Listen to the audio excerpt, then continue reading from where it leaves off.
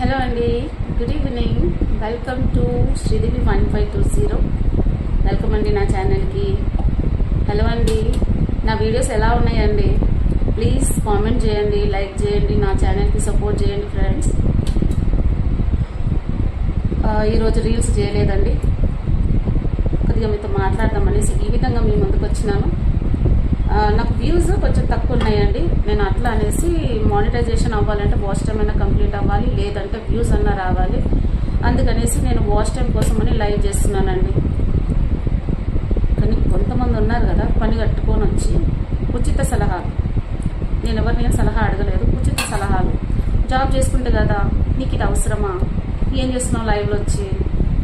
సరే, నాకు పని పాట లేకుండా నేను లైవ్ చేసుకుంటున్నాను.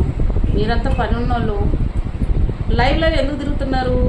ఈ లైవ్ నుంచి ఆ లైవ్, ఆ లైవ్ నుంచి ఈ లైవ్. మీకు పనులు లేవా? అంత ఫ్రీగా ఉన్నారా అందరికీ సలహాలు ఇవ్వడానికి? మరెవరినైనా సలహాలు అడిగినారా? నేను ఎక్కడా లైవ్లో అయినా ఎక్కడైనా అండి, నేను నా వీడియోస్లో ఎక్కడ నేను లిమిట్ క్రాస్ ఏం చేయలేదే. నేను నా లిమిట్స్లో ఉంటూనే నేను వీడియోస్ చేస్తున్నాను. అట్లాగనేసి నేను నా ఇంట్లో పనులు కూడా నేను ఏది సైడ్ చేయనండి. నా ఇంట్లో నేను పనులు చేసుకుంటూనే నా పని అంతా కంప్లీట్ అయిన తర్వాత ఆ దొరికిన కొంచెం టైంలో రీల్స్ చేసుకుంటున్నాను, లైవ్ వస్తున్నాను. దాంట్లో మీకేమిటి ఇబ్బంది? మీకేం నొప్పి అసలు? వచ్చి సలహాలు ఇచ్చేస్తున్నారు, వాంటెడ్గా వచ్చి బ్యాడ్ కామెంట్స్ పెడుతున్నారండి. కావాలనే చేస్తున్నారు. మీరు నోరు ఉంది కదా అనేసి ఎంతంటే అంత మాట్లాడద్దు, అర్థమవుతుందా? మీరు మంచిగా మాట్లాడుతున్నారు కదా, మీ తల్లిదండ్రులు మీకు ఇచ్చిన సంస్కారం బయటపడుతుందండి.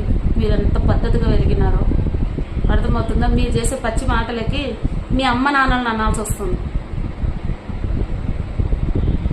నా లైవ్లోనే కాదు, చాలా మంది లైవ్లో ఇదే కామెంట్స్ పెడుతూ తిరుగుతూ ఉంటారు. సిగ్గుండాలండి మీకు కొంచెమైనా. ఎదుటి పర్సన్ ఎట్లా ఉంది, నేను లైవ్లో వస్తే ఫ్రంట్లో చేస్తాను, మ్యాక్సిమం బ్యాక్ కెమెరాలో ఉండి నేను లైవ్ చేస్తాను. ఇట్లా ఉన్నా వచ్చి మాట్లాడుతున్నారు తెలుసా, సిగ్గు లేకుండా.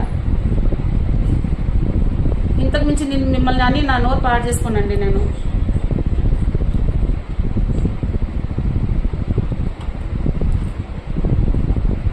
వేస్ట్ క్యాండిడేట్సే వచ్చి ఇట్లా మాట్లాడతాను, అదొక్కటి మాత్రం నాకు తెలుసు. అది మీకు కూడా తెలుసు, మీరు ఎంత వేస్ట్ పర్సన్స్ అనేసి.